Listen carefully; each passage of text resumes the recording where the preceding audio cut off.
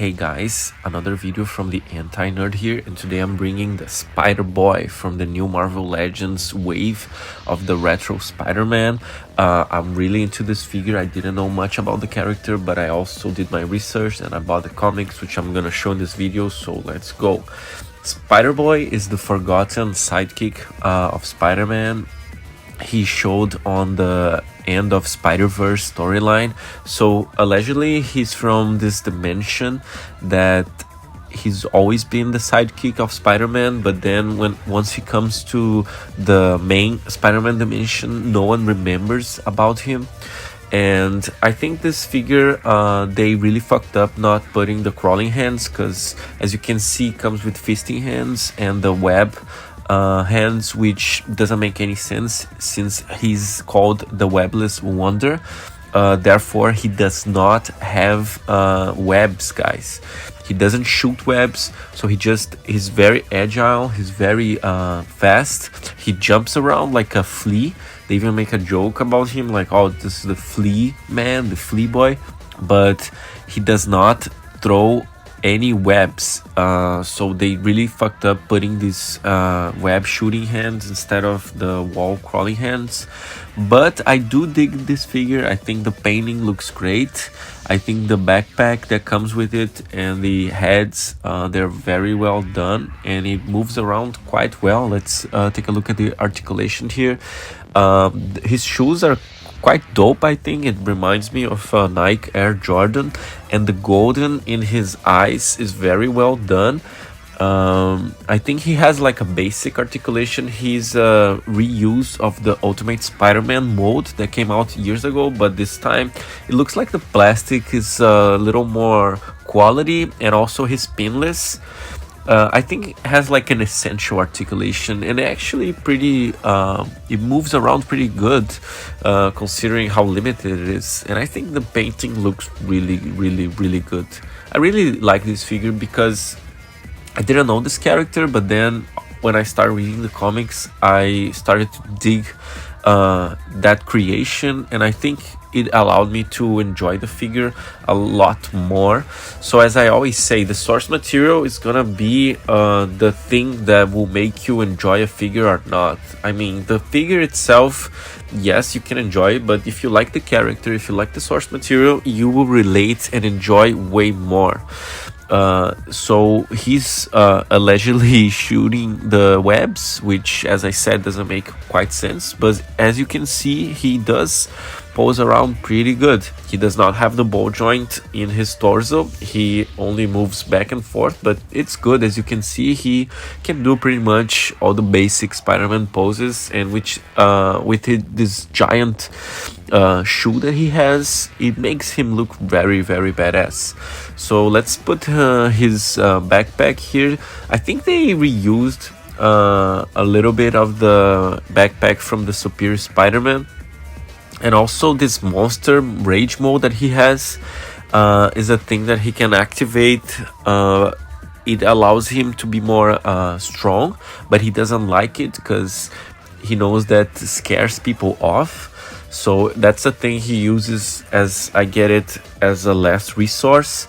But the backpack is quite nice, and it actually reminds me of the Hermione backpack from the Harry Potter series, because it allows him to put a lot of stuff into this little backpack.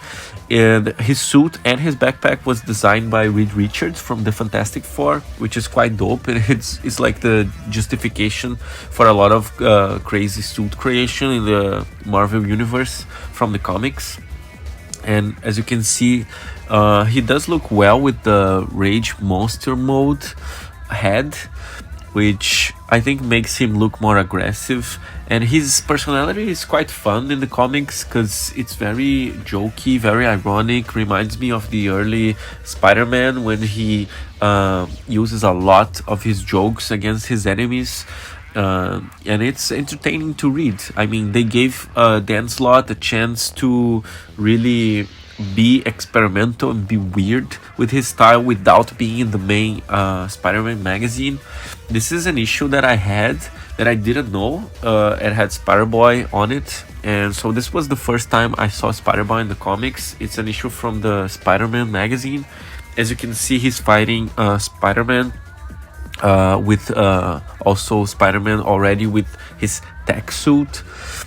And I also bought the paperback, which comes with the several first issues of Spider-Boy, which they do explain a little bit more about Spider-Boy and how he feels about not being remembered. But he has a very fun personality, and he quite kick-ass in the comics because he's very brave and he's an orphan. And he's quite sad because no one remembers him, which according to him, he had a strong bond with Aunt May, let's say, and even Peter Parker, but no one seems to remember the guy, which is quite sad. There he is jumping around, and as you can see, he does not shoot webs. I want to show you guys how he looks like without a mask. He's a redhead little boy, pale boy, that is, I think, like 10 or 13. He's not older than that for sure. And he remembers fighting the guys in his dimension a lot, which he mentions, oh, I fought you before, I know how it works. You know, he even seems to know more than Spider-Man about some things, about some villains. And there he is with Captain America fighting Taskmaster. Since I got the figures as well before I bought the comics, I want to show you guys because I think it's a cool reference to have. If you have the comics and then you have the figures, you can recreate a little bit of the vibe of the scene, right?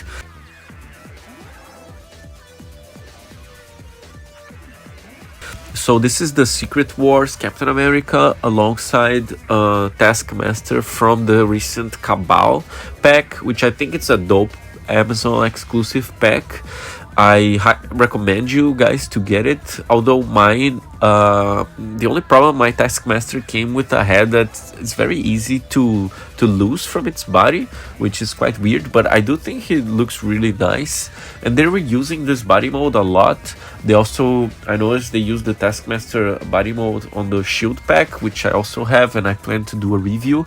And then I recreated some pictures, right? I put Captain America from Secret Wars alongside Spider-Boy to see how it looks like. And I think it looks kind of cool, right? Spider-Boy is a cool figure. I really dig it. I wasn't planning to get it, but since I saw him and I also start to read the comics, I just grabbed him and I'm quite enjoying. Although the biggest sin of this figure is not come with the crawling hands, which I think Hasbro should ideally send to the fans, because you know it's the accurate version of it. And there you go, guys, another Marvel Legends review. Stay tuned to the channel and take care.